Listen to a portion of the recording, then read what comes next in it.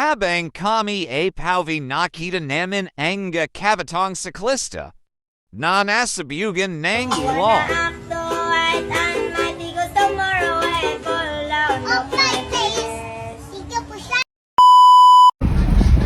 Wala kami makuha ang booking. Kung may mga sumabay na siklista, God bless po kaya. Sana po kaya tayo matulungan kaya.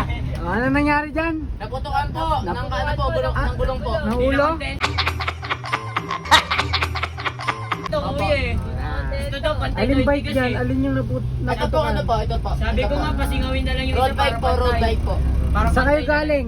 Sa junction po. Hindi. Sa Kaintawa po, sa may munisipyo po. Yan mga boss, wala kami makuha ang booking eh.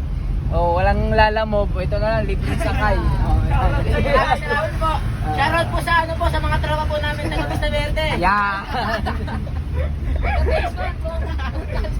Boss, Shoutout po yan kay Villa Gomez, kay Carl Niño Trano, kay Gabriel Casquida. Kay shoutout sa mama ko. yeah. Wala akong makuha ang booking, nasabugan daw sila ng gulong. Sinabay na natin mga boss yan. Yan sila. Anong pangalan? Pangalan mo na. Nauwian yung driver po. Ewan ko, mama mo, di mo alam. Shoutout po kay Mary Jane Panuelos po. Uy, sino yun? At saka po ay Domingo Arsiaga. Nakakatawa. Sa akin na rin kasi Princess Badara.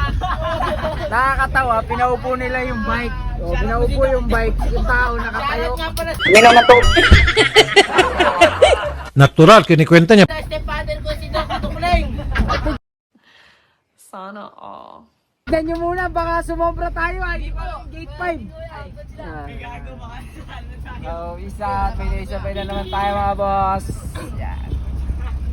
75 years later. Boss, sisingilin natin sila. Ay, nilak nyo! Eh, angat mo. Ayan. Si Kwenta lang ha. Si Kwenta. Wala libre ngayon.